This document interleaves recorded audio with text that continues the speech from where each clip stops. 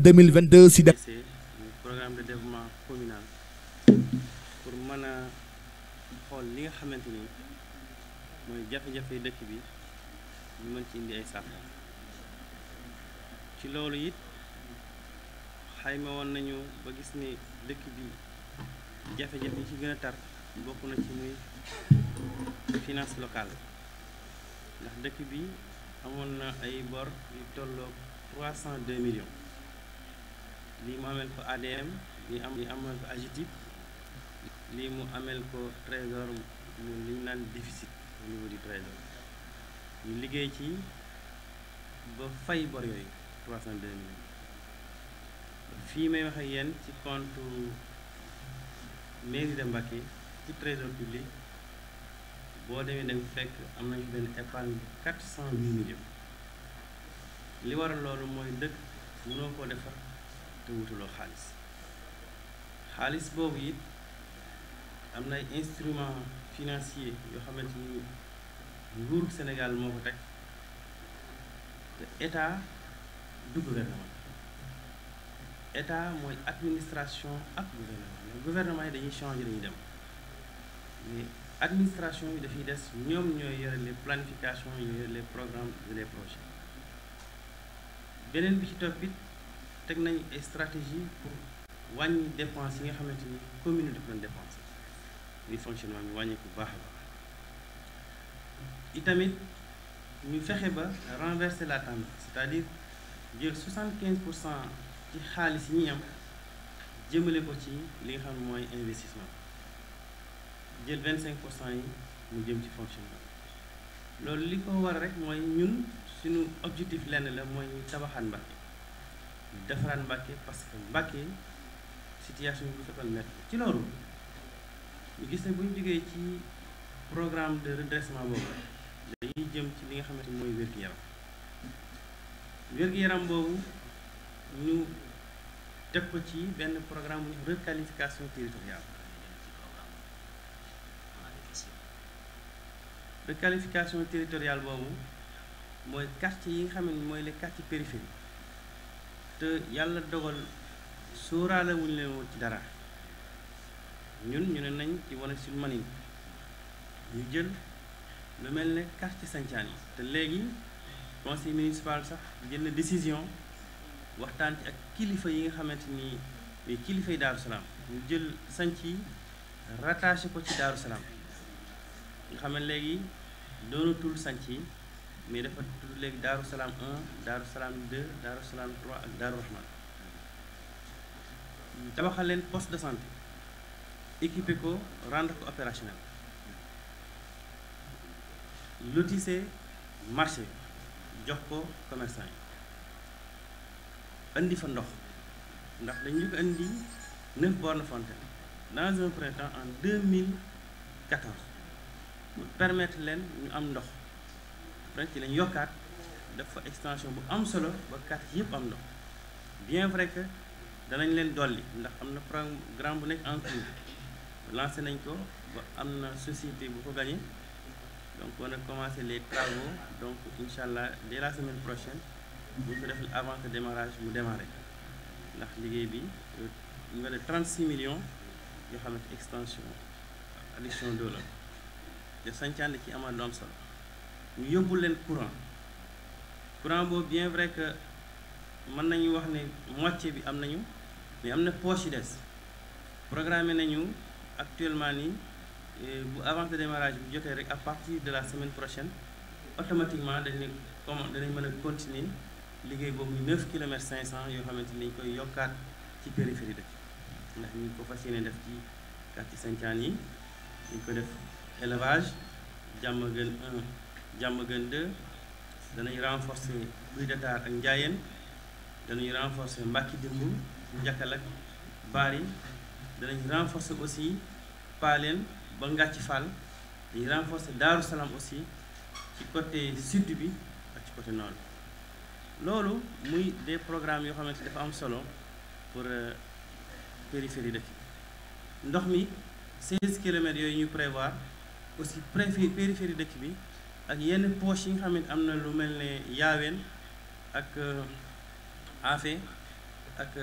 Mbacke dimb ak benn partie ci Diamaguène ak élevage wante aussi benn partie ci Ndiakala loolu dana permettre population yi ñu gën a am accès à l'eau et à l'électricité ci côté santé bi toujours tabax nañu benn poste de santé Paleen tuddee ko suñu maam Seynabou Ndiaye avec tous les équipements tabax nañ benn poste de santé fii ci Ndiayène le médecin chef de district moo wax ne bu logement ICP bi parewul kenn ko ubbi commencé nañ travaux logement ICP bi jàpp nañ ne d'ici le mois de mars avril dina pare ñu mën ko ubbi ndax déjà équipement yi pare na ñu ngi au niveau de la municipalité ci loolu noonu lañu accompagner le poste de santé de Gawane jox leen une ambulance médicalisée ak aussi ay benn échographie pour permettre leen seen plateau technique ñu mën ko relever mais aussi di jël en charge yenn jigéen ñi nekk ci jafe-jafe ak maladie yi xam en urgence ci toujours ci santé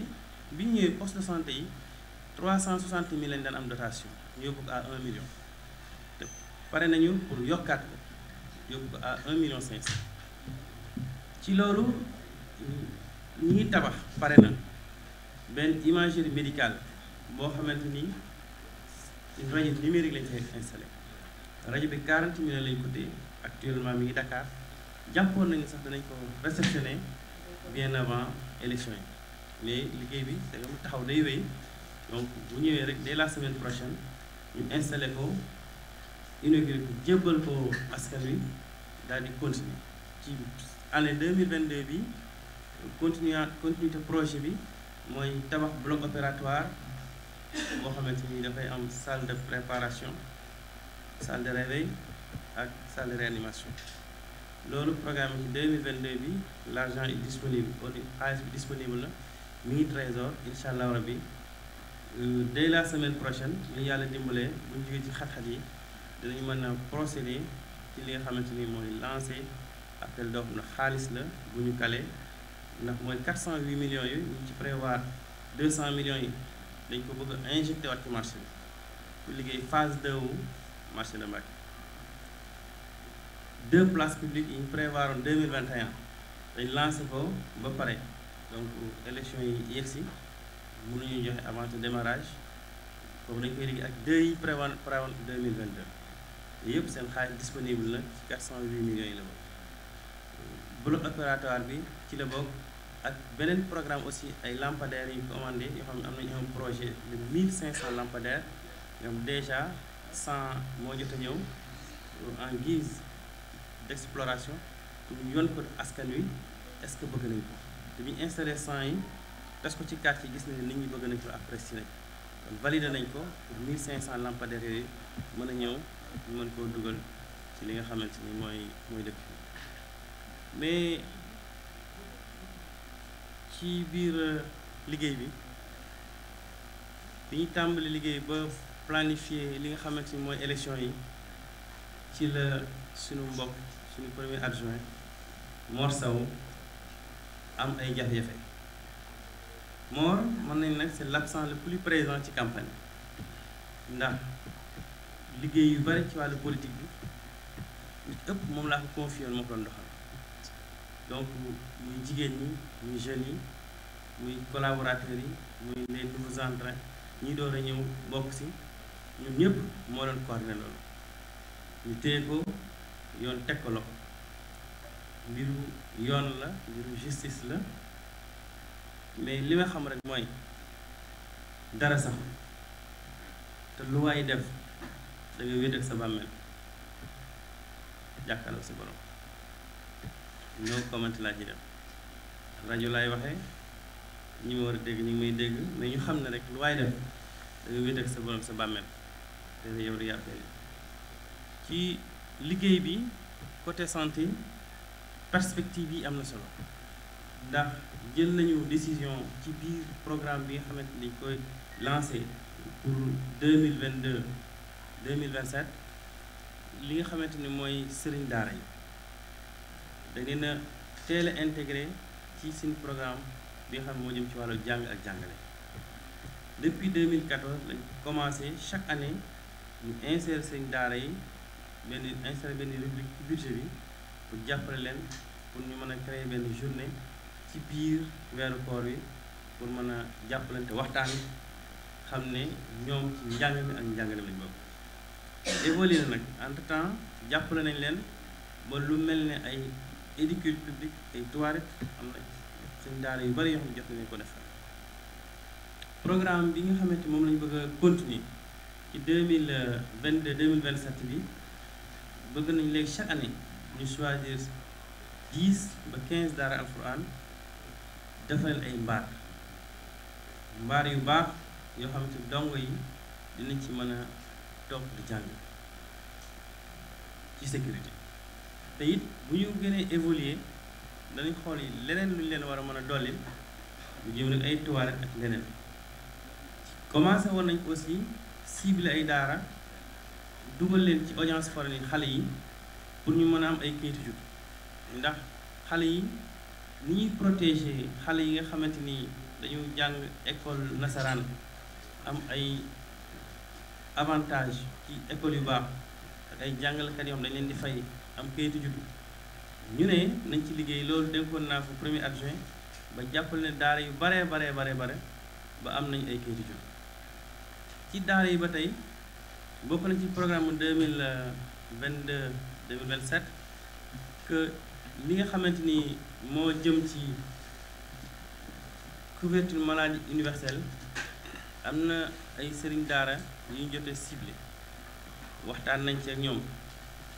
ba bëgg nañu commencer au moins ak juróomi daara jël en charge ay dongo daara ci li nga xamante ni mooy maladie couverture maladie universelle. ci biir CMU lépp ci wàllu santé ci biir CMU bi aussi prévoir nañ ci li nga xamante ni mooy regroupement ñi nga xam ñooy bàyyi peel yi ndax seet si nañ ma waxtaan nañ seeti naa leen waxtaan na ak ñoom ci li nga xamante ni mooy seen jafe-jafe ndax xam ku ci tawat rek wala sa njaboot tawat da ngeen jafe-jafe pour faju ba dañ lay dajaleen pour ñu faju moo tax ci loolu ñu ne nañ jël ñaari couche yooyu jàppale leen pour ñu insérer wu ci li nga xamante ni mooy couverture maladie universelle. ci wàllu njàng ak jàngale ginnaaw bi nga xamante ni réhabilité nañ école Mame Cheikh Anta Daaru Salaam réhabilité école bi nga xam ne mooy école Mame Cheikh Ibrahima Fall réhabilité école Cheikh Omar Diop réhabilité école Sëñ Massamba réhabilité aussi école Mame Mor Diarra Mbacké informatisé nañ toutes les écoles yi nga xamante ni moo nekk ci suñu juridiction ci commune bi bëgg tey jàng tey avant état bi di ko appliquer ñun fekk nañu koy appliquer donc fourniture yi dina ñëw ci école yi bien avant ñun jënd nañu benn risographie bu am capacité de 10 000 copies par jour installé au niveau de l'IF pour que jàngalekat yi ak directeur d'école yi seen examen yi ak seen composition yi ñu am possibilité man ko def tirage yi au niveau de l'IF bi ñu tegee risographie bi dañ cee boole 1500 rames de papier pour que mën na leen couvrir durant toute l'année ci cadre boobu ba tey bépp dépense wala bépp organisation boo xam jëm na ci jàng ak jàngale commune de Mbacké ñu ci accompagner IF bi mën na sa cee wax Covid bi ci Covid bi nga xamante ni mesures yi dal na ci kaw askan wi li ñu njëkk a def mooy déggoo ak le préfet de Mbacké bi fi nekkoon comité départemental bi li ñu soxla woon mairie de Mbacké yëkkati ko teg ko ci seen loxo pour démarrer noonu nag lañu accompagner école yëpp ci ay masques ci ay lave-mains ak lépp loo xamante ni kit sanitaire bi nga xamante ni moom la IF demandé woon fexe woon nañu ba école yëpp am bi ñu def examen yi it bi nga xam ne informé nañu ñu xam ne segam élèves yëpp suñu ay doom lañu suñu dëkk lañu nekk ci lañu jël 15 550 masques jox IF ak 40 lave-mains 40 thermoflash du savon jox ko yépp pour ñu séddale ko ci lycée yi ak collège yi ak école primaire yi pour élèves yi mu def examen dans les meilleures conditions. loolu liggéey nañ ko ci éducation tey xam nga liggéey bi dafa dynamique day continuer du taxaw ñu gis ne élèves yi ñu ngi jàng mais am nañu jafe-jafe ci wàllu livre moo tax mairie de Mbacké tabax benn complexe communal de la jeunesse dégg ko le professeur Assane Ndiaye mais ci biir complexe communal de la jeunesse bi am na une bibliothèque municipale bu ci def ñu def ko professeur Alhaji Ñaamousi bibliothèque municipale boobu njariñam mooy programme préscolaire xale yi nekk école primaire maternelle ba ñuy dem primaire ba keroog ñoom doctorat livre yi ñuy soxla day nekk ci biir bibliothèque mais innovation bi ci am mooy livre bépp bu mu doon boo xamante ni am nga ko ci version physique xam na koy jël téye ko nii da ngay am version numérique loolu nag pour ñu mën koo appliquer liggéey bi pare na mooy chaque école day am plateforme boo xam ne livre yi nekk ci programme am dañ ko ciy dugalal ñoom ay code d'accès yoo xam ne dañuy accéder rek jël livre bi liñ ci soxla partager ko ak élèves ndax gis nañ ne classe yëpp rek am nañu groupe WhatsApp bu professeur bi jëlee livre bi ci plateforme bi télécharger ko séddale ko groupe WhatsApp bi dana permettre xale bi ci téléphone am wala téléphone yaayam wala téléphone papaam mu am ci li nga xamante ni mooy chapitre bi mu war a jàng semaine bii di ñëw avec explication yi nga xamante ni moom la ci professeur bi doon loolu dafay permettre xale yi nekk à jour par rapport ak si àddina bi toll ndax boo occupé wul xale yi jox leen contenu ci seen téléphone yi yoo xam dañ koy moom la ñuy jànge dañuy obligé di ko utiliser à d'autres fins yëpp ci innovation njàng mi la ak njàngale bi ci loolu ñu ngi piloté benn projet bu am solo boo xamante ni ñette ko seq muy KFW muy état du Sénégal ak KFW ak la commune de Mbacké KFW financé na commune de Mbacké un grand projet via le ministère de l'enseignement supérieur et de l'innovation muy benn ISEP ndax ISEP bi état bi day teg def ay proposition partenaire technico-financier yi xool ku ci nekk ban zone moo la gën a intéressé ban zone nga mën a financé ban zone nga mën a jàpp mais particularité Mbacké mooy Mbacké dafa matière c'est-à-dire Touba day dëkk bu mag nekk deuxième ville primordiale du Sénégal c'est-à-dire quand on parle de primordialité mooy ñaareelu dëkk bi nga xamante ni moo ëpp dayoo ci wàllu superficie wante aussi ci wàllu doomu aadama yi fay dunde wala aussi ci wàllu koom-koom yi participer ci réew mi loolu nag moo tax Touba am na yenn infrastructure wala yenn école de formation wala yenn yoo xam amu fa loolu tax Mbacké boo xoolee ñun élèves yi jàng si Mbacké élèves yi nekk Mbacké 80% yi Touba la ñu jóge loolu aussi ñu ni koy gérer depuis ñu fi nekk te xàmmewuñu élève bu Mbacké élève bu Touba li ko waral mooy Touba ak Mbacké ñaari commune lañ mais benn communauté la te lépp ci kilifteef Cheikh Ahmadou Bamba Khadimu Rasul nekk loolu tax ñu ngi liggéey ci l'intercommunalité entre Touba et Mbacké conseil municipal bi voté na ba d'accord ci intercommunalité bi conseil municipal bu Touba d'accord na ci waxtaan na ak le maire Serigne Abdou Lahad Ka donc bu ñu jógee ci dañuy procéder ci li nga xamante ni mooy l'intercommission ñaari commission yi daje ci wàllu njàng mi ak njàngale mi Touba li mu war a participer mu koy participer Mbacké li mu war a participer mu koy participer ñu boole ko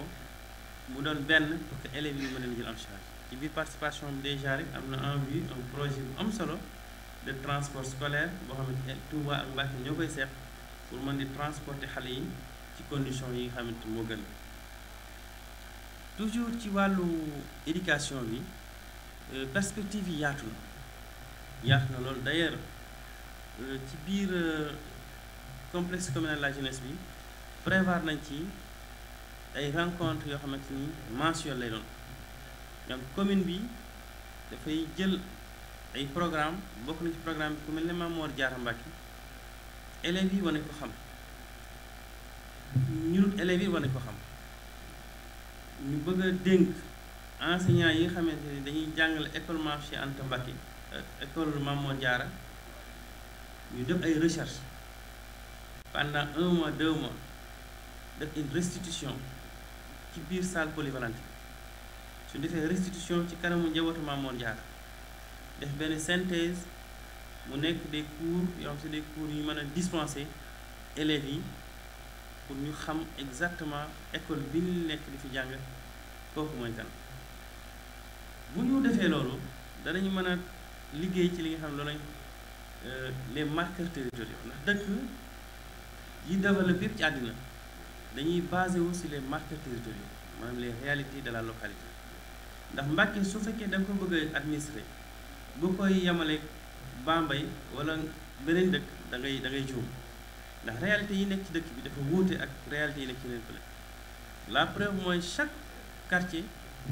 kilifa ga fa ne li xalifa mooy délégué de quartier moom mooy seet ki ko neex mu proposé ko ñu mën ko dénk li nga xamante ni mooy quartier boobu boo fekkee xamuloo wala maîtriser woo comment ça se passe man nga fa nekk un figurant pendant des années doo jubóo kilifa yi doo déggoog ñoom ci ay programme te liggéey bi mën naa am sooxe te it dëkk bi fi mu tànt jëm mooy Touba par exemple booy xool 45 degré lay dem amul benn ressource naturelle bu fa am jegewul géej jegewul benn activité boo xamante ni dafay war a mën a jur xaalis lu war a mën tax nit ñi daw jëm mais li tax nit ñi daw jëm fa muy Cheikh Ahmadou Bamba Xaadimu Rasuul looloo waral nga gis ko tëj këram almadi ñëw takk ndigam def tànku neen xëyal kilifaam ba màggal jeex mu taalal koy loxo sëñ bi ñaanal ko mu dem loolu mooy capital immatériel sama bokk yi souvent dañuy jàng tuuti wax lu bari addina bi dafa dem ba ñi nga xam ne dañuy yoo ko jiite ci wàllu économie dem nañ ba xam ne ndekk le capital matériel dafa doon loo xam ne day dem ba am fu mu sës te bu fa sësee day deltuwaat ginnaaw mais ñu dem ba découvrir na am na beneen capital bu ëpp doole la capital matériel muy le capital immatériel capital immatériel boobu moo war gis un multimilliardaire jógee Dakar gaare oto bu jar 100 millions takk ndigam lu mu doon bañ këram mu koy nangu ànd ak njabootam di liggéeyal nit ne moom ba pare taalal ko loxo kooku ñaanal ko mu dem ñaan googu yaakaar jooju ak xel mu dal moom ak équilibre social bi muy am ci moom loolu milliard mayewu ko ndax bu ko milliard maye woon mën a toog moo tax ma wax ak sama mag le président de la république que mu bàyyi xel ne citoyen ordinaire amul citoyen tout court mu am ci biir citoyen yooyu nag yàlla mooy tànn ku ci nekk def ci moom la ko neex comme ni ko yàlla tànnee def ko président de la république mu yilif ñun ñëpp di utiliser alal réew mi ni mu ko neexee ñu jox ko suñu alal muy utiliser avion di utiliser toutes les commodités et avantages noonu ko yàlla cërale cër boo xamante dafa am limite dafay am fu muy tàmbali am fu muy yem nga xam ne noonu la ci matériel nga xam ne noonu la yàlla cërale ay kilifa yoo xamante ci biir capital immatériel cër yoo xamante ni dafa illimité dans le temps dañuy dund ba bàyyi ko fi fañ leen denc sax di génn ay ressources yoo xamante day dundal seen njaboot na bàyyi xel ne yàlla moo sàkk ñaar capital matériel mooy nitu nguur àddina ak capital immatériel mooy nitu yàlla bu suñu borom gërëm bu fekkente ni nag li yàlla dogal ci yow d'accord nga ko bëgg ñu la koy matalal à 100% te li yàlla dogal ci keneen nanguwoo ko mais da ngay sonal sa bopp da ngay sonal sa bopp durant toute ta vie. C'était une parenthèse, une précision parce que dafa jot léegi njabootu Serigne Touba yi bu wax jotatee domaine bu ci nekk ña ca xam war caa wax ca ndax sëriñ bi yàlla fàggul na ko lu bari lu baree bare bare monsieur le maire dañuy ñëw capital immatériel boo waxee capital ci xale Touba ak Mbacké fii Touba ak Mbacké dañu lay faral dégg wax bi ci dëkk Sëñ Touba fii la dañuy am maanaam boo xoolee gox yi gën a màgg si yoonu Mouride fii la nekk ci dëkk yi gën a tudd ci yoonu Mouride am nañ ci kër wala si njaboot ñoom fi gis naa ni par exemple Mbacké xew Daaru Salaam Allé ci gis ndax bu nga waxee sànq encore nii Touba ak Mbacké ñaari gox yi benn gis-gis benn vision yow sa vision dafa nekk par exemple pour sàmm lekk boobu maa ngi ñëw gis naa ni kër Sëñ Touba bi sàmm la wax mais dañ ko transformé en lieu de culte mais gis également ni toujours da ngay prôné maanaam li ñu gën a mën a fondé loolu nga xamante ni moom la fi mag ñi bàyyi programme boobu mu ngi faral di gis si yenn leader yi koy prôné loolu est-ce que bu xaajaloo population bi wala da nga jàpp avenir bi foofu la. Babacar dama bëgg def benn précision domaine boobu bëgguma ci woon wax lu bari mais dina def benn précision du ma daanukat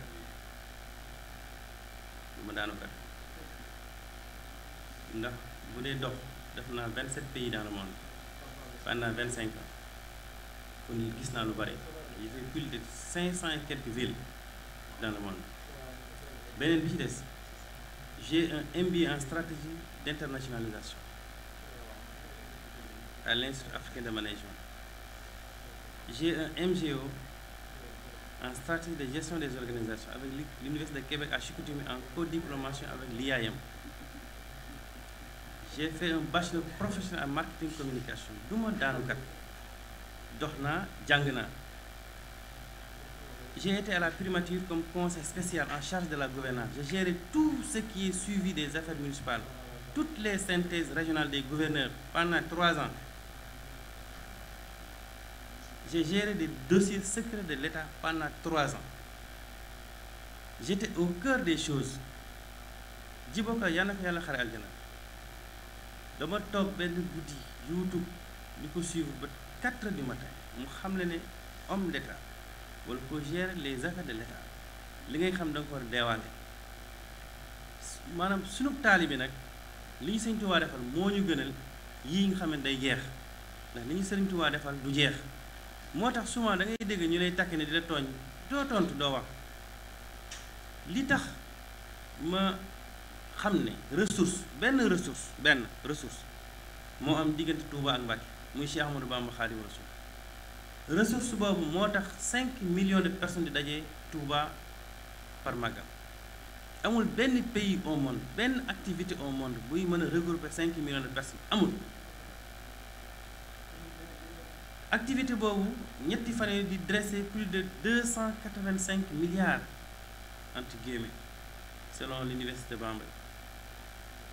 loolu amul benn réew buy drainer mbooloo mu ñu toll ak activité bu ñu toll ci temps boobu te ña fay daje kenn du jënd lekk kenn du jënd naan kenn du wut foo koy fay hébergement amul loolu nag ressource bi tax loolu am muy Cheikh Ahmadou Bamba Khadimu Rasul Cheikh Omar Fouti Tall moo ko njëkk a découvrir fii ci Mbacké déjà loolu marqueur territorial la képp koo xamante ni tukkulóor nga yaakaar Cheikh Omar Fouti Tall war nga ñëw ziyaare Mbusoobe garab gi nga xam Cheikh Omar Fouti fa la njëkk a découvrir Sëriñ Tuubaa te yendoon fa Sëriñ Tuubaa yendu fa ba ci li muy bindi Masaalikul Jinaan fa la nekkoon ça c'est un peut-être mbir dana am ña ko yor duñ ko xam duñ ko maîtriser joxoñ ko gëdda parce que xamuñu wala buñ xamee it peut-être du priorité beneen ba ci des Cheikh Ahmadou Bamba Khadimu Rasul Mbacké rek feeñee jamono fi mu feeñee jamono fii conseil municipal bi délibéré na jébbal ko Cheikh Ahmadou Bamba Khadimu Rasul pour sëriñ bi def fa daari kaamil yoo xamante ni dañ fay wàcc alxuraan continuellement doon brevisaire fii tey stade bi nekk kenn musu ko moom ci àddina bi fi sëriñ Touba jógee sañ ci Daaru Salaam ba tey nit musu ko moom stade bi damaa jàpp ne da ko faa nekkoon pour denc ko ndax bu fa nekkoon dañ ko morcelé même club olympique bi waxoon ne ñoo ko moom c'est pas vrai moomuñu ko feneen lañ moom ndax titre foncier 1788 du fii kenn mus koo titre kon dafa newoon pour protéger ko moo tax conseil municipal délibéré jox ko Serigne Touba Cheikh Modou Mountakha commission bi liggéey ci commission bi présidée par le maire de Mbacké, le chef de service des impôts et domaines, le chef de service de l'urbanisme, le chef de service du cadastre ñoo daje toog liggéey ci jébal ko préfet ñu approuvé ko ñu defar bail bi le gouverneur approuvé ko ñu dugal ko titre foncier ci la ko ministre bi au lieu mu andil ko ñi ko liggéeyee ñu dem jébal ko sëñ bi ñu coupe circuité màggal Tuubaa dem jébal ko sëñ bi mais loolu c'est pas important ndax c'est politique mais li am solo mooy mbub mii ma sol sëñ Tuubaa Cheikh Modou Mountakha moo ko yëkkati jox ma ngir mbégte li mu am ci kër sëñ Tuubaa ndax dimanche la ñëw ci kër sëñ Tuubaa gi ci fii ci mairie bi wax ma li mu bëgg ma teg ci sama kemtalaay kàttan ànd ci le conseil municipal ba ñu voté ko à l'unanimité ñu jébbal ko commission bi ko war a liggéey bi commission bi pare ñu jébbal ko le préfet mu approuvé ko ci loolu bis bi ñu ko jébbalee kayit yi xolam bu sedd moo tax moom mii la soloon jour boobu ci la faykati jox kon man awma droit à l'erreur sama kemtalaay kàttan maa koy def pour redresser pour relancer programme de relance boobu nag moo tax su ressource bi Touba am muy Cheikh Ahmadou Bamba ba tax ñëpp fàq ñëw moom la ñuy mettre en valeur moo tax ñu miirewaat barabu Mamoor Jaara borom Saam ndax fi mu toll ci Sëñ Touba fi ñu ko denc wërtoon mel na meloon beneen bi ci des ñu liggéey li nga xamante ni mooy armée li bàpp bi pour segam ñi ngi liggéey kër Sëñ Touba armée li bàpp yi waras na ko liggéeyin woo xamante ni ku fi jaar da nga xam ne ay wàlliwu ay nit ñu baax ñoo fi tëdd noonu la ñuy liggéey une partie di cimetière Tukulóor yi am seen meneen mbokk mu baax mu ñëw dugal ci loxo ndax loolu noonu la liggéey bi demee église bi noonu la leen jàppale ñu defaraat église bi loolu waral bi nga xamee joxe nañ kër Sëñ Touba gi ñu yëkkati 100 tonnes ciment joxe dans un premier temps yëkkati 80 tonnes joxe waat loolu bu ñu koy def pour kër Sëñ Touba gi taxaw la te duñu arrêté bu ñu suñu borom dimbalee bu ñu jógee ci yii bu ñu yàlla def lay ndam lañ defoon dañ koy defaat ndax kër gi dafa war a liggéey bi dafa warut a taxaw te du taxaw ndax liggéey Sëñ Touba ci dynamique boobu ci la ñuy liggéeyee ba teen bi maam Cheikh Ibrahima Fall daan rootal Serigne Touba ñu jël décision pour gasaat ko mettre ci des équipements yoo xam dana mu nekk teenu barkeel teen bu ñu daan rootale Serigne Touba ñëpp dañ ci war a barkeel donc kon ñun suñu liggéey mooy fexe de sorte que ndax gis nga ren ni Mbacké ubbee ko ci màggal yi dañuy liggéey de sorte que pour que ñu tijji Mbacké définitivement pour que murid yi màggal si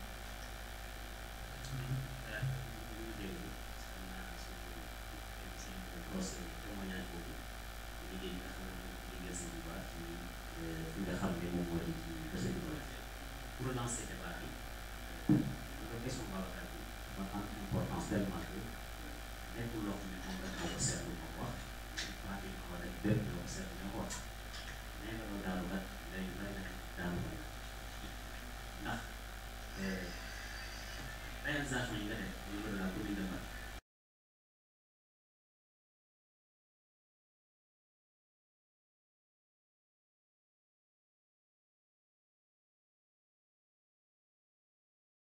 cimetière u bàpp gi ba soobee kër sëñ Touba gi. de Mbacké, l'association des professionnels de la presse en ligne du Baol indi initiative bu am solo fas yéene ci ànd ak mboolem candidat toutes les coalitions toutes les listes mu doon municipal wala départemental jàpp leen seen i ay plateau ay. lan nga mën a layale loo xam ne lu leer nañ lay doon sans pour autant que ay théorie mais nga nekk carrément Mbacké lii moo tax ma jël aspect religieux bi ma gën a rof sama loxo ci waa diine gi te mu doon nag lay wu dëgër maanaam argumenté vos arguments.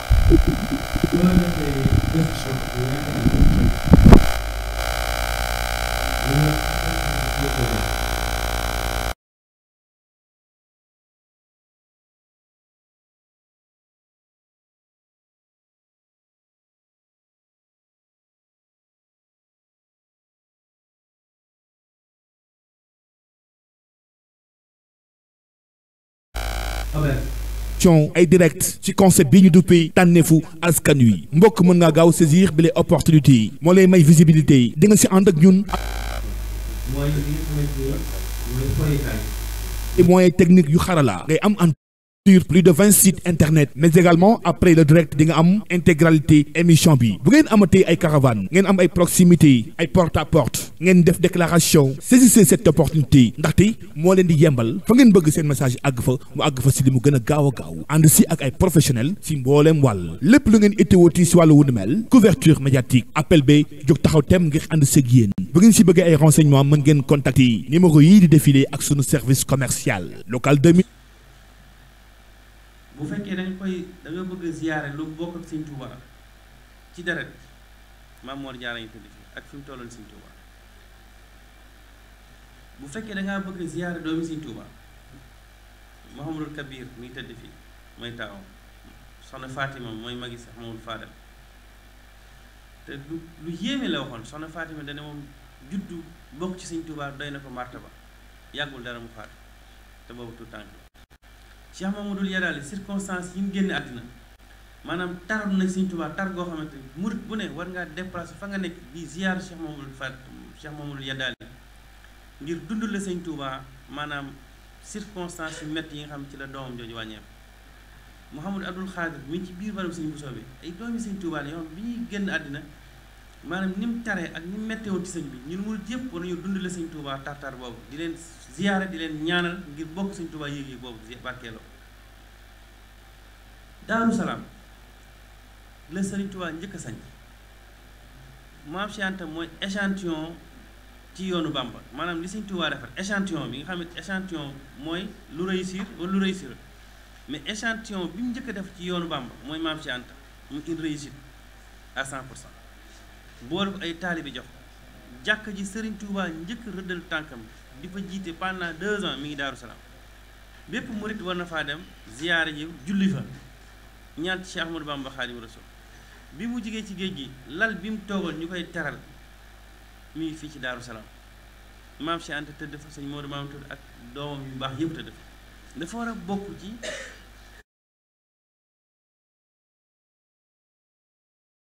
yëpp njabootam gépp a ngi fii ci daaru fii ci Paleen Serigne Omar Diop nga xool ne waxoon ne Serigne Touba xëyulul wenn wàlliwu gonte mi ngi Mbàkke gi Serigne Boussoobe njabootam gépp a ngi fii ci Mbàkke sëñ May Amar njabootam gépp a ngi Mbàkke njabootu Cheikh Amadou Foutiyou Tall ñi ngi fii ci Mbàkke donc nga xool ne ñun suñu rôle mooy la promotion et l'attractivité de la commune de Mbacké pour que nit ñi mën a am une fréquentation fréquence boobu nag mooy ci ngay basé wu pour andi des programmes lu jëm ci wàllu commerce lu jëm ci wàllu hôtellerie lu jëm ci wàllu lépp loo xam dafay jur xaalis beneen bi ci des mooy intercommunalité bi li tax mu am solo mooy Touba des vingtaine de projets ñàkk na ko yoo xam li ko waral mooy problème de foncier parce que Touba titre foncier global la titre foncier bi turu Cheikh Ahmadou Bamba Xaadimu Rasuul nekk pour la communauté mouride ci intercommunalité dana permettre les projets yi nga xam Touba da koy war a porter te amul foncier bu ko teg ñu waxtaan ak commune de Mbacké d'une manière conjointe teg ko ci lu leer waxtaan nga xamante ni bu boobaa projet bi bu ko Touba porter su ñëwee Mbacké lañ koy implanté Mbacké di ci gagné lii Touba di ci gagné lii intercommunalité boobu li muy jur mooy élèves yi nga xamante ni 80% yi waa Touba lañu Touba mën a am canal institutionnel pour mën a teg sur la table de l'argent pour accompagner ces élèves boo xoolee toutes les activités sportives yi nga xam dañ koy defee Mbacké ñu ci ëpp waa Touba lañu te Touba da ci wala participer te intercommunalité boobu mooy permettre rubrique yi nga xam ci budget dañ ko jox pour culture te du ko utiliser jox ko pour sport du ko utiliser jox ko pour leen te du ko utiliser mu mën koo verser ci biir projet intercommunal bi ndax boobaa Touba day nekk une commune autonome gérer projet Mbacké une commune autonome gérer projet mais day am ay projet yoo xam ñoom ñaar ñoo koy seet ndax manque à gagner bi nga xamante ñun dañ koy gàddul Touba foofu la Touba mën a profité pour mën a verser xaalis ci biir projet intercommunal yi ñu mën a jël en charge xale yi ci domaine santé et éducation.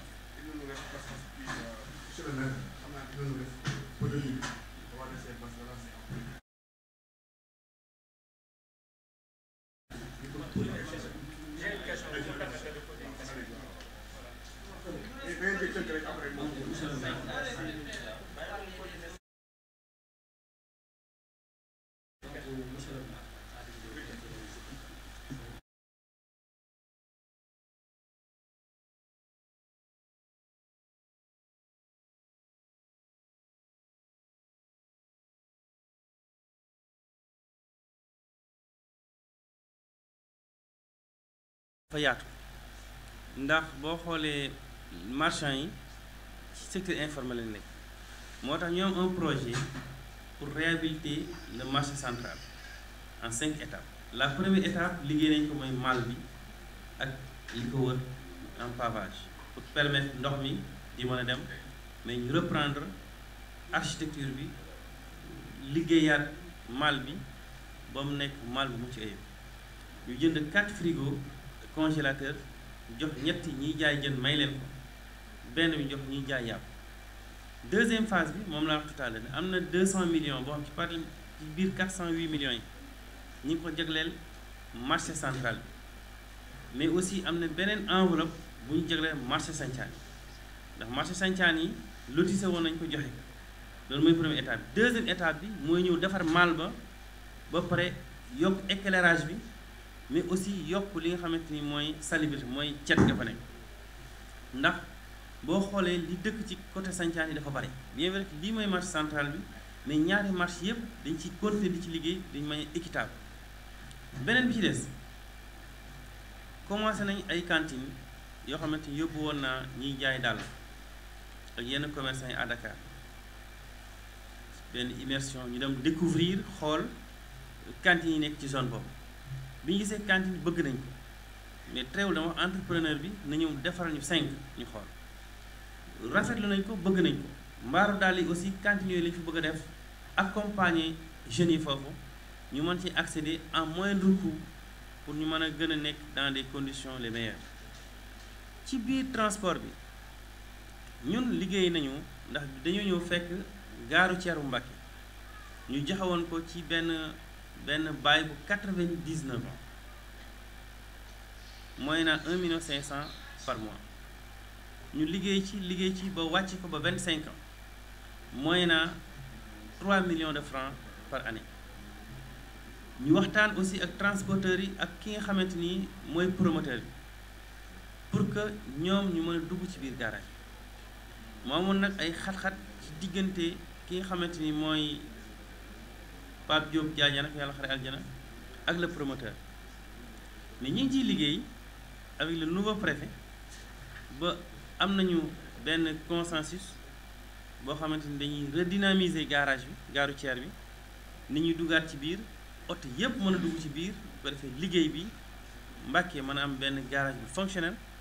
avec toutes les commodités pour mu continuer dox. ci loolu it am na ay chauffeurs de taxi yoo xam organisé wu lool sax yoo xam ne ñu ngi leen di déglu di waxtaan ak ñoom donc ñu ngi liggéey aussi liggéey bu rafet ba am na benn projet Mectrans boo xamante ni am na Touba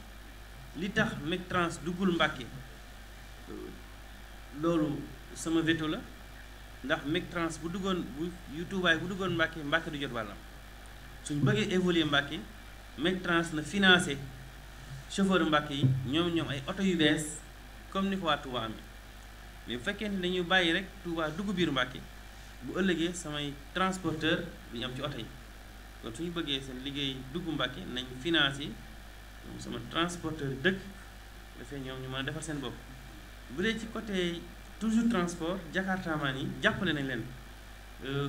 ci Covid bi wante jàppale nañ leen ndax 3000 lañ daan fay ñu wàññi leen ko defal ko 2000 francs yëkkati 1 million de francs may leen ñu def ko seen kees ñu jënd ci ay jakarta di ko leb leen seen biir. donc xam nga développement comme li du lu ñuy décréter mairie rôle am mooy organiser di am ay recettes di ko redistribuer askan wi li ngay jël nag di ko joxaat askan wi d'une manière sociale liggéey ak ñoom d'une manière intelligente ngeen jóg ndànk-ndànk dox ba teg lu dëgër moo gën ngay jóg rek sonal leen fàqat leen yàq seen lu bari ndax boo seetloo 2017 2018 bi ñuy déggee fi Touba am na caterpillar boo xamante ni mi ngi woon kër buntu kër Alaaji Xaadim ak 5 camions boobu Mbacké lañ ko affecté woon pour ñu déggee piir artisans yi nekk ci artères yi mais damaa gis ne boo leen déggee piir te amuñ fu ñu jëm déjà ku ci sa soxna feebaroon wala ku ci amoon jafe-jafe nga déggee piir ko jafe-jafe yi gën a yokk ma ne man gëwuma déggee piir man li ma gëm mooy redéploiement stratégique c'est-à-dire nit ki fi mu nekk di fi daan dooleem donte nekku fa ci yoon jàppale ko mu am fu gën fa mu nekkoon mbaa fu mel fa mu nekkoon pour ay activités mu continuer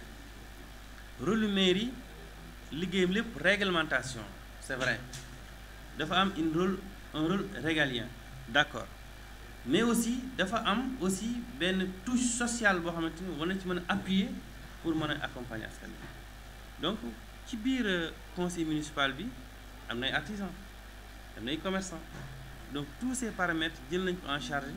dans le cadre de notre programme d'ailleurs 2 hectares 800 yi natt pour jox ko les artisans c'est validé c'est homologué ça y est dañ koy exécuté d'ailleurs Mor Sow lañ ko dénkoon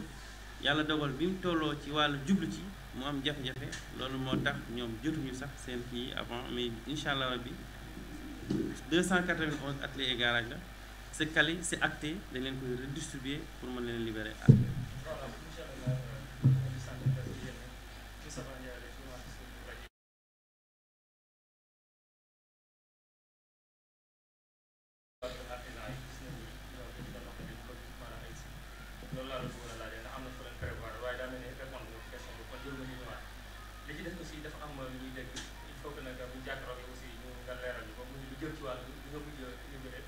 muy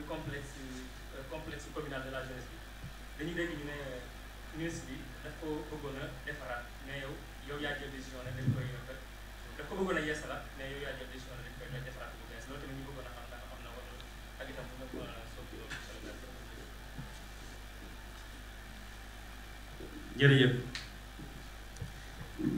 le ministre de la jeunesse ñëw na fii def une proposition ni dafa bëggoon a réhabiliter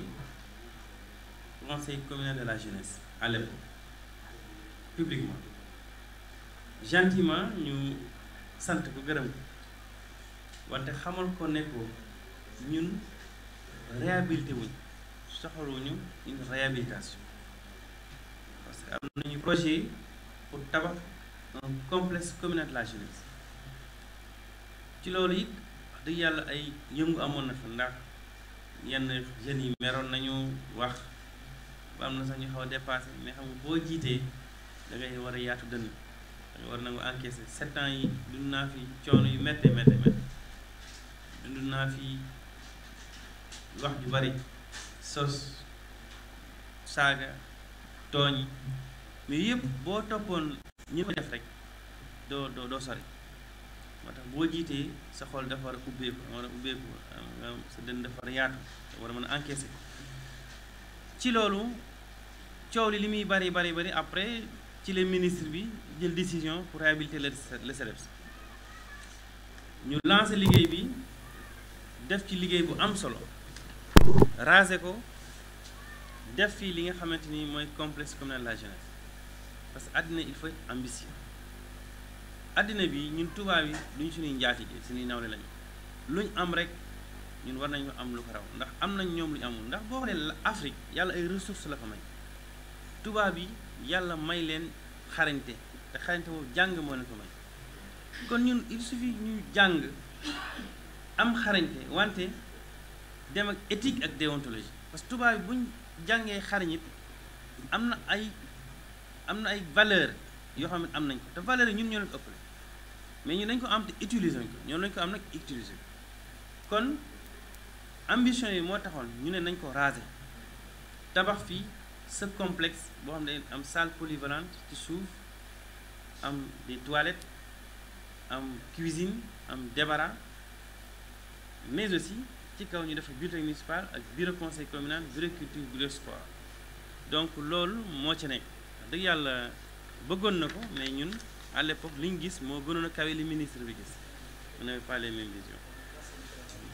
Voilà, merci beaucoup monsieur le maire ñu ngi lay sant bu baax di la gërëm peut-être leeral yi mënoon na ëpp lii waaye temps bi nga xam ne amoon nañ ko dañu ci yegg si boo ñu doon jox kàddu yu mujj yi rek pour ñu joxante dig daje beneen lan lay doon. kàddu yu mujj yi mooy sant yàlla bu baax di sant population de Mbacké yépp di sant kilifa yi nga xamante ni ñoo jiite moo ci tuddoo sëñ Abdoulahi Mbacke xalifa Mamour Diarra tudd ci sëñ Abo Mbacke xalifa Daaru Salaam tudd ci sëñ Cheikh Amdi Hadi Fall xalifa maam Cheikh Ibrahima Fall tudd ci njabootu sëñ May Amak tudd ci njabootu sëñ Omar Diop tudd ci njabootu Cheikh Amadou Toutal ñi nga xamante ñooy taalibi Cheikh Ahmad Tijaan yi nekk ci dëkk bi yëpp ci jiital Thierno Abdoulaye Bousso ci jiital njabootu Mbusoobe ci jiital njabootu si Mbàkke Ramata ku lim rek di ci jiital njabootu Serigne Touba ñi xam moo yëpp seen waa ji ne ci dëkk bi ci jiital soxna Maymuna Mbàkke ak ay rakkam di ci jiital jàngu bi di ci teg kilifa yëpp di ci teg kilifa yi njaxala yëpp fàttewuma kenn di leen ñaanal suñu borom yàgg leen suñu kanam wante aussi di ñaanal dëkk bi yàlla def fi jàmm ak salaam di ñaanal waa dëkk bi suñu borom dafa leen teraanga yu sax di ñaan suñu borom mu defal jàmm ak sutura waa Mbacké ba lépp lu suñu borom di def Mbacké ëpp la ci barke Xaadimu Rasuul maa ngi remercier aussi population yëpp di sant sama bokk yi nga xamante ni ñoo nekk ci sancaan yi muy Daaru Salaam 1 2 3 et 4 ndax day zone boo xamante ni man dama jàpp ne sama projet la quartier boobu sama projet la ndax dañu fekk bu dara nekkul ñu rey perspective yi perte de 20 ans yi mooy keroog nga xam ne ñu laa leen benn ambulance dafa xat te mbir deesu ko forcé ndax sëñ Tuubaa tax ma koy def ndax loolu du xaalis mais sama xaalis te fas naa yéene bu jàllee d'ailleurs ambulance baax yu Mbacké ci peintre bu jàllee dinaa dem teg ko ci loxo suñ Abo mu yóbbu leen ndax désormais doyen extension zone boobu lépp ci Daaru Salaam ba maa ngi tamit remercier sama collaborateur yi nga xamante ni ànd naa ñoom liggéey ci conseil municipal bi 2014 ba 2022 maa ngi féliciter aussi di encourager ci biir conseil municipal boobu maa ngi ñaan suñu borom mu teg jafe-jafe métti yi tege ci kaw Mor Sow premier adjoint ak soxna Aminata Silla bi nga xamante ni mooy jigéen ju man góor liggéey ne ci Mbàkke ci biir conseil municipal bi liggéey bu jéggi dayoo yéen ak yàlla fay di remercier l'administration communale bu Mbàkke ci bopp yi ma jiite ci secteur municipal wante di ñaan yàlla suñu borom mu defal tawfeex ñu fàlluloo bi agent municipal dynamique wante di sant aussi bu baax ci collaboration service technique yi nga xamante ni ñoo àndoon di liggéey ba 2022 di waxtaan ak askanu Mbàkke rek xamal ne liggéey bi boo te taxaw day continuer perspective yi am na solo programme yi mi ngi sur place ñu ngi jëm ci defaraat tali yi nekk biir Mbàkke ak Mbàkke rond-point Mbàkke ba Kaffrine Eiffage mi ngi installé à Diamaguène xam ne tali bi yëpp dañ koy defaraat avec les territoires mais aussi ak voirie biir Mbàkke plus assainissement bi donc projet yi bari la loolu ci bari dañ ko porté liggéey ci sonn ci ndax ñun dëkk bi du politique moo ñu boole ak waa Mbàkke ndax politique day jeex mais Serigne Touba moo ñu boole ak waa Mbàkke moo tax laataa ñu doon maire ñu jël suñu alal di ci sonn pour dëkk bi ñu doonee maire it dañ ci xar suñu tànk tubéy moo tax ñu toog Mbàkke dem fi sax Dakar rarement lu dul farata ñu continuer bu ñu dee ba mission bi matit dañuy continuer di dugal seen loxo ci Mbàkke ngir Sëñ Touba moo tax nag maa ngi waxtaan ak bokki Mbàkke yépp ñëpp jàppale ma ci liggéey boobu ba dimanche ñu jàppale ñu ci liggéey bi voter suñu coalition bii di coalition Bokk Gis-Gis pour que au soir du 23 janvier 2022 ñu jotaat ci commune Mbàkke continuer liggéey bi wante jot ci conseil départemental bi ak ci Abdou Mbàkke baax na dolli pour liggéey bi mën a jëm kanam ndax perspective yi suñ kanam àddina dafa dox te retard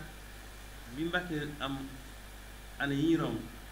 ak dynamique bu bees bi ak engagement bi ak ni jeunes yi commencé yeewu ni ñu commencé am volonté populaire pour yëf yi dox kooku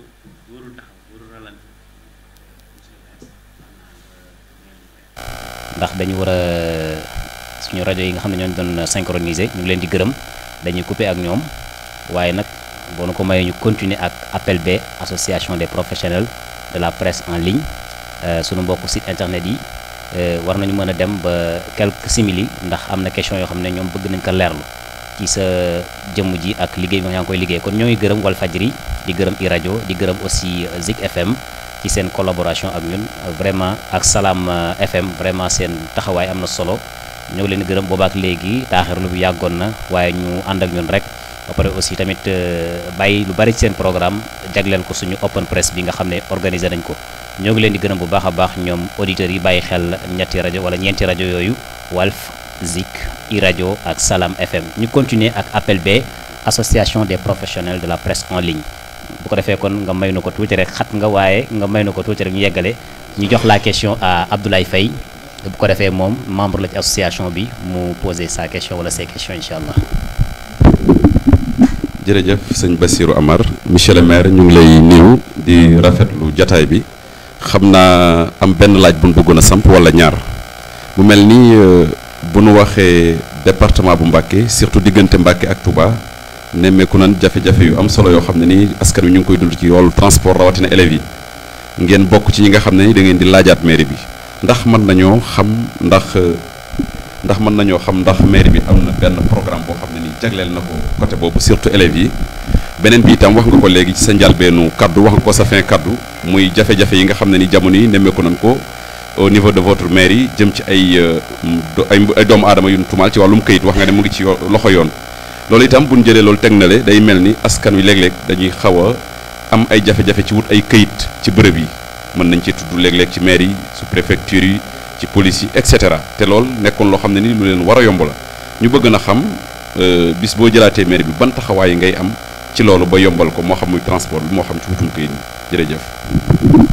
jërëjëf fi nga daaneel laay tàmbalee muy ci wàllu këyit bi ñuy en 2014 dañoo jël huissier de justice mu defal ñu constat ci existant bi nga xamante ni mu am ci mairie ci wàllu këyit li fa nekkoon ci wàllu këyit bokk na ay années yoo xamante ni du am registre wala registre yu néew la ma jox benn exemple 2005 5 registres moo am ci mairie de Mbacké juróom 5 registres mooy représente 250 personnes la chaque registre 50 personnes lay def te 12 000 personnes 12 500 personnes environ am nañ ay këyit ci 2005 léegi nga xool léegi 12 500 personnes boo génnee 250 personnes day def 12 250 personnes yu am këyit te amuñu registre li dal suñu agent yi du dara lu dul defaral nit këyit sukkandiku ci këyit yi nga xamante ni dafa jeex te nekkul ci registre am na ci boo xamante 1991 la officier d'état civil bi ko defaroon mi ngi fi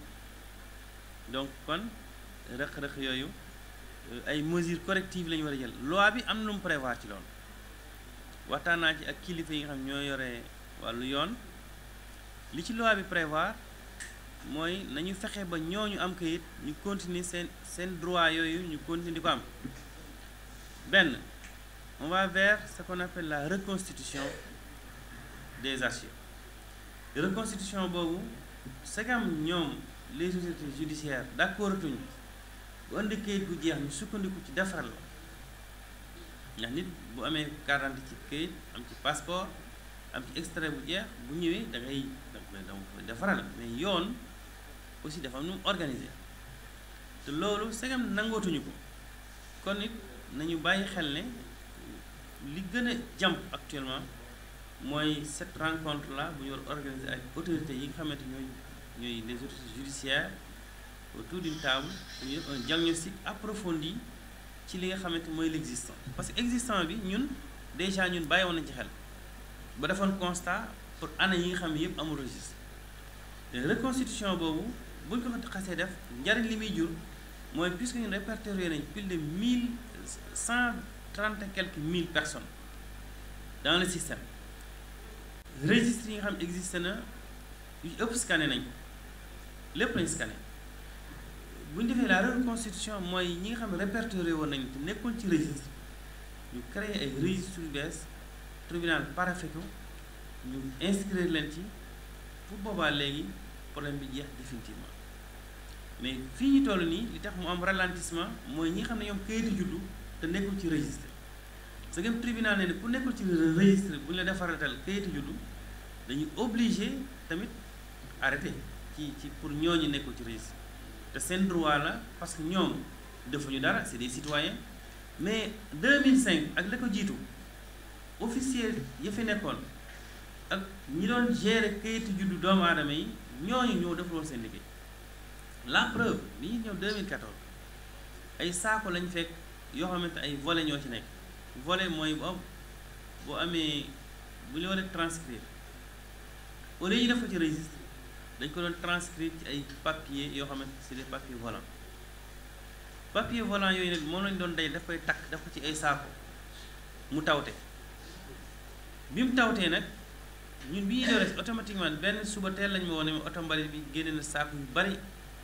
ci oto bi war ko tuuri ci laa wax le secrétaire municipal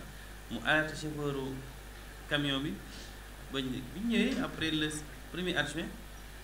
dem wooy huissier de justice mu constaté pour ñu xool ko ñu ci mën a ubbi ñu ubbi ko xoolaat xam ne lii ay transcription la ay kayitu juddu yoo xamante nii dañ ko def ci registre defuñ ko ci yàqu na kenn mënut ko exploité yooyu boo xoolee bokk na ci rëq-rëq yi nga xamante ni moo individuel mais ñi ci am kayit reconstitution bi mooy li nekk ci base bi la ñuy transcrire ci ay registre ci témoignage yu président tribunal bi nga xamante moom mooy kilifa gi gérer tout ce qui est état civil bu ko defee liggéey bi mën a continuer mais pour vous dire que ci wàllu sécurisation teg nañu système boo xam ne ci état civil ku yàlla bind mënatu ci def rëq-rëq te lu ci waay def balaa mat 2 minutes 1 minute sur la machine da nga xam kan moo ko dugal ak nan la ko dugalee mais nag lii ay erreur yoo xamante ñi jiitu woon dañ ko def moo rattrapé suma ay agent et nag loolu pour protéger agent yi aussi il faut que autorité judiciaire yi ak mairie bi toog ñu juboo ci benn programme liggéey ko pour aussi man ma mën a protéger samay agent ndax bu dul loolu lii day continuer ndax c'est liggéey la ñun fekke wuñ ko kon waruñoo conséquence warul dal suñu kaw li jëm ci transport scolaire déjà ñun amoon nañ un projet avec Tata pour waxtaan pour que ñu joxe benn apport ñu jox ñu 20 Tata ñuy fay ndànk-ndànk bi ñu jubee ci defar projet bi maa ngi ko dénkoon fu ñuy wax Dame Saw ak comité bi mu àndaloon liggéey nañ ci liggéey bu am solo déplacé wu nañ fi ànd ak Cheikh Fall bi nga xamante ni nekkoon na adjoint au maire di mécanicien àndoon ak Mor Saw mécanicien àndoon ak yeneen ñaari conseillers ñu dem seeti direction Tata le directeur général ba njuboo ci principe bi mais ARMP ñoo accepté wul woon type de projet bi ñu waroon def li ñu accepté woon mooy lancer benn appel d'offre ndax concessionnaire yi fi nekk yëpp mën ci participer loolu tax nag dans notre PDC dans notre PAI notre programme triennal d'investissement muy PTI bi prévoir nañ en 2023 219 millions mais aussi am na beneen projet bu ñu teg ak Touba donc kon teg nañ 2 projets benn bi ak Touba la dans le cadre de l'intercommunalité pour jënd ay bus pour transporter élèves yi deuxième bi dans le cadre d'un projet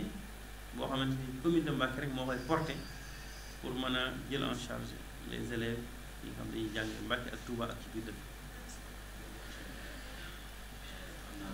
mbir mi jeex na ñu ngi lay gërëm bu baax ci sa disponibilité. tàggatoo ak mbokk yi ba yeneeni jamono incha allahu taala monsieur le maire. waaw fi may daaneel kàddu yi rek mooy ñun suñu njiitu dëkk ñoo koy tànnal suñu bopp kenn duñu ko tànnal les réalités de la commune waa dëkk bi ñoo xam ki gën ci ñoom nga xamante ni bu jafe-jafe amee walla bànneex moom la ñuy gis ki accessible ci ñoom ki nga xamante ni mi ngi liggéey suba ak ngoon guddi ak bëccëg pour jàppal leen pour que ñu réaliser seeni rêve loolu jeunes yi xam nañ ko jigéen ñi xam nañ ko góor ñi xam nañ ko kon maa ngi leen di ñaax rek pour que incha allahu rabbi dimanche mbooloo mi génn teel a voté ñu waat ci kër yi wante ñu sécuriser li nga xamante ni mooy vote beneen bi ci topp mooy ñu bàyyi xel ne am na ay doomu aadama yu jël ay xaalis yu bari di ko jox ay nit ak di def ay corruption ñu bàyyi xel ne xaalis yooyu ñu joxe am nay jamono gënoon naa metti te askan wi gënoon na ko soxla te defuñu ko ci jamono yooyu gënoon naa tar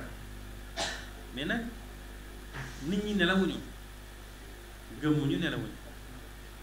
xam nañ ku leen bëgg utiliser def leen yéegukaay xam nañ aussi kuy sonn pour ñoom kon maa ngi ñaax jigéen ñi ñu teel a génn mobiliser wu dem vote ñaax ndaw ñi xam ne dëkk bi 5 ans yi ñëw seen avenir dëkk moo nekk en jeu ku ñuy jiital di ko tànn na doon koo xamante ni seen intérêt daf caa nekk ndax dëkk duy caaxaan dëkk kenn du ko délégué ridwan la alayhi Ibrahima Gueye yàlla na yàlla xare aljana bi ñu defee passation de service ba pare dane ma maa ngi lay conseiller conseil boo xam ne boo ko toppee li ma daloon du la dal man li ma nekk maire lépp xawma ci dëkk bi dara samay pouvoir yëpp dama ko délégué woon weekend laa fi ñëw wa ilaa bu ma fi yàgg ñaar wala ñetti fan laa fi fexeel ba sagam engagé wu pour jiite dëkk defal tout pour lépp loo man ba toog ci dëkk dund ak dëkk bi seeni problème ànd ak ñoom ci li nga xamante ne noonu la dëkk war dafa ñu def te effectivement c'est vrai il l'a su tardivement kon nag dëkk bu fekkoon ab ministre doon ministre mooy tax sa dëkk dox Abdoulaye Diouf Sarr maire Yoff depuis plus de 3 ans wala 4 ans mooy ministre de la santé te hôpital boo xoolee centre de santé Philippe Maguilène Senghor beleen centre de santé Mbacké ku tane bu fekkoon ni doon ministre mooy tax sa dëkk dox Omar Youm nekk na ministre des collectivités territoriales nekk na directeur de cabinet du président la nekk na ministre du transport te Caajaay bokk na ci dëkk yi gën a arrière Sénégal ainsi de suite ainsi de suite ainsi de suite kon bëggoon naa leeral tuuti gis nga ministre yi marge de manœuvre yi néew lañu am ci seen ministère yi te loolu boo koy wax nit ñi duñ ko comprendre ministre yi actuellement boo xoolee DAGE yi nga xamante ñoo yore xaalis ak équipement yi ci ministère bi en général ñu ci bëri jubóowuñu ak ministre wala buñ jubóo it dañoo jubóo pour dëngal DAGE foofu gis mu jubóo ak ministre ñoom ñaar ay sàcc lañ non dafa am loolu yomb comprendre DAGE boo gis mu am complice ak ministre am ñoom ñaar ay sàcc lañ benn deuxièmement les ministères préfet nit ñi xamul seen gëdd mais préfet yi ak sous-préfet yi ak gouverneur surtout les préfets et les sous-préfets ñoom ñooy liggéey ce qu'on appelle le suivi des affaires municipales suivi des affaires municipales mooy relater jafe-jafe yi askan wi am moo daan yéeg ba primature su yéegee primature ñu tas ko mu ñëw version territoriale ñu liggéey en version ministérielle liggéey naa ko pendant 3 ans bu ko defee ministère yi jot problématique yi nga xamante ni moo am ci collectivité yi problème yooyu moom la ministère technicien di jël pour tëgg ci li nga xam ne la planification année bi ñëw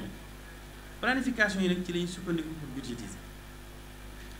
te loolu bu xasee ñëw président de la république rek souvent moom mooy am prérogative ak possibilité ne tel projet nañ ko annulé defal tel projet mu ñëw à la primature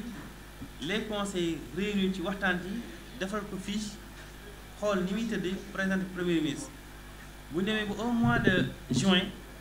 ñu mën a def un projet de loi rectificative buy permettre changement yi njiitu réew mi joxe nañ bàyyi tel projet def tel projet ñu mën a ajuster pour mën a dem sur de nouvelles bases kon ministres yi seen marge de manœuvre ci les projets de l'État yi ñuy porté bariwul lool kon nag ñu xam ne kon dëkk du poste de responsabilité moo koy ne donc poste de responsabilité doon def Ibrahima Gueye yàlla na ko yàlla dolli leer nekk na ministre de la jeunesse est-ce que def na ko stade kon nag ñu xamee ko noonu ñu xam ne dëkk ña fa dëkk ñoo koy defar avec volonté ak xam-xam ak détermination donc ak bëgg dëkk ba aussi c'est important wasalaam. jërëjëf monsieur le maire ñu ngi koy gërëm bu baax di ko sant kon mbokk yi jotaay baa ngoog muy waxtu yaatu woo xam ne monsieur le maire de la commune de Mbacké Cheikh Abdou Mbacké Ndao mayoon nañu ko ci waxtoom ñu àndoon ko ak ñeenti rajo wala ñeenti rajo Walfadjri Salam FM Zik FM ak i rajo waaye itam àndoon ko ak association des professionnels de la presse en ligne du Bawol muy appel B